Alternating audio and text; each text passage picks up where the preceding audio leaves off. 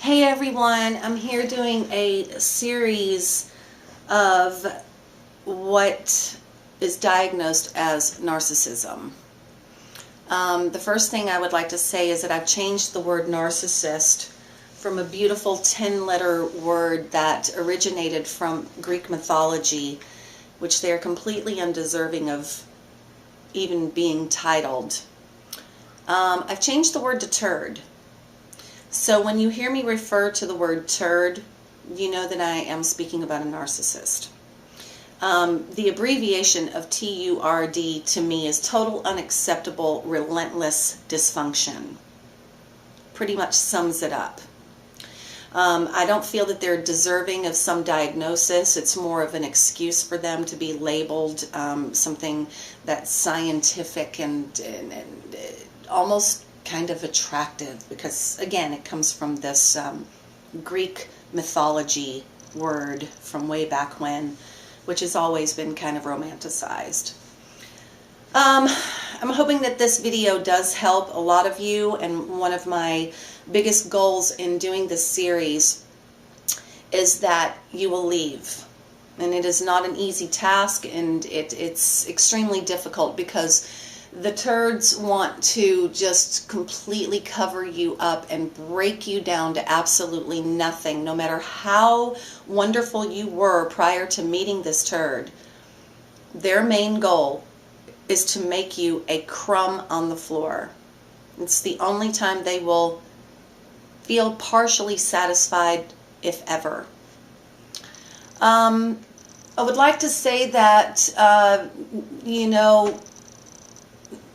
giving them the title of a narcissist is pretty much giving them allowance to inflict their insanity and darkness on dancers of light.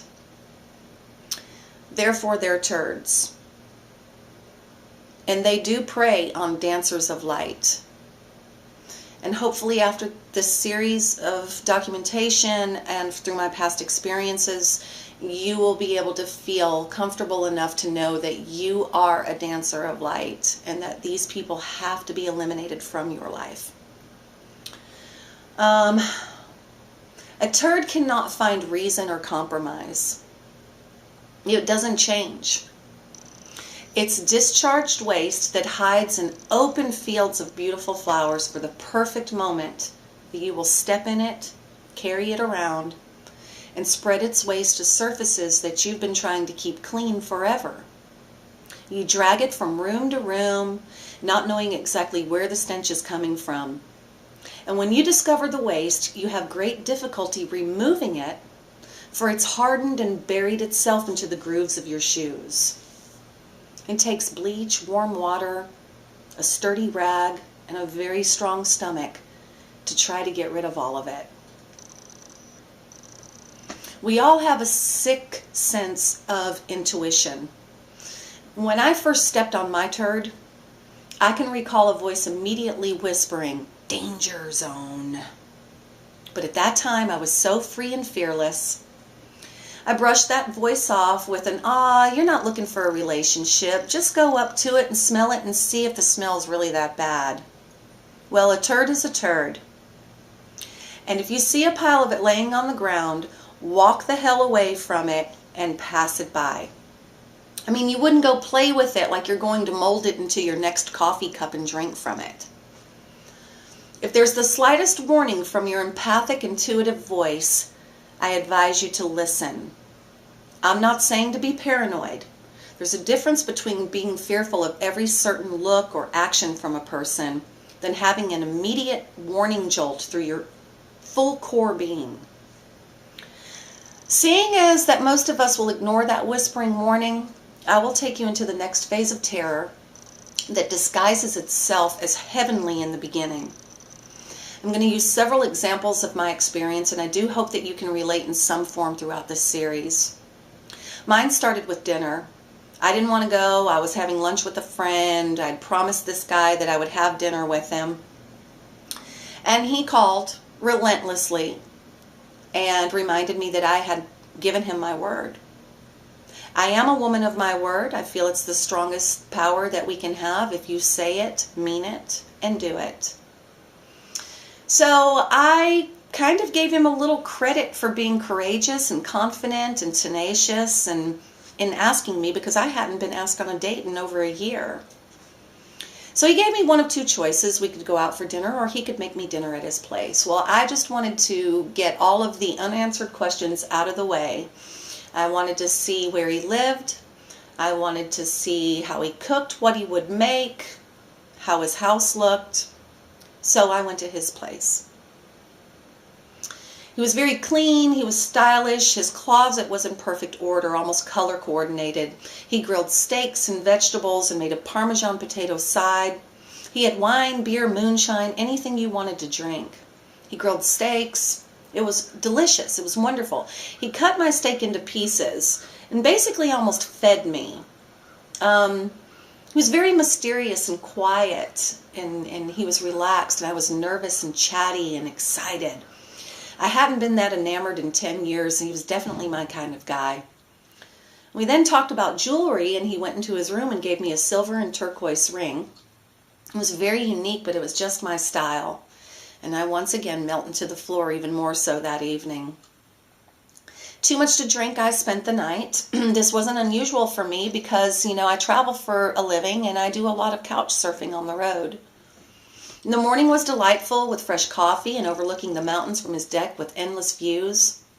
He told me that he was leasing this home that he was in to own. That was the first lie, and that was the first day.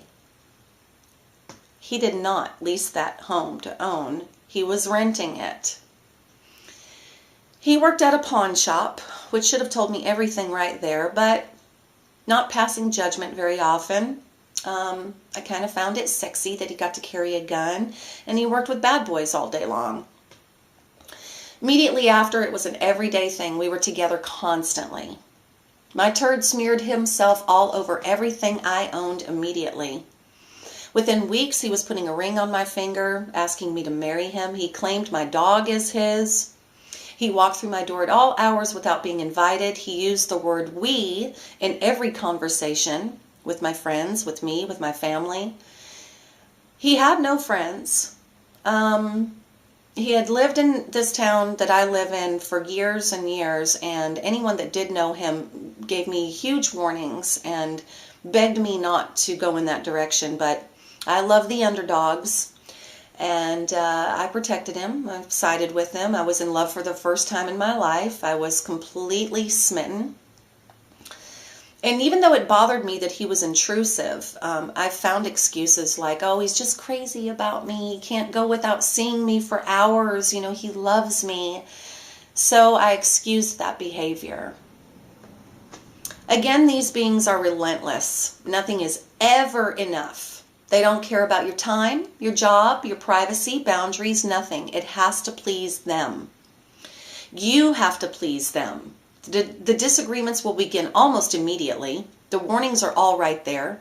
They watch every single move you make. They watch your eyes when you look and you speak of your past and present. They study what makes you tick. They take every single ounce of information and gather it into a basket and just sit and wait to see which card to pull out in which situation. These are all red flags for you to know the beginning of your nightmare and what your life is about headed towards. These romantic, charming, clever acts are all for show, and they're to gain their power over you. There is nothing sincere in their actions. But because you are a normal, compassionate, nurturing, open spirit, you fall, and you'll fall hard. How in the world could any of it be manipulative? You don't manipulate, so how could you possibly be manipulated? You think to yourself that you're worth the romance, the giving, the attention, the love. You've been longing for it. And here it is. And it's okay if he's a bit overboard. In time, it'll all balance itself out. You got this, right? You're going to be the perfect couple. Please join me in Series 2 when we will talk about the reaction to confronting a turd.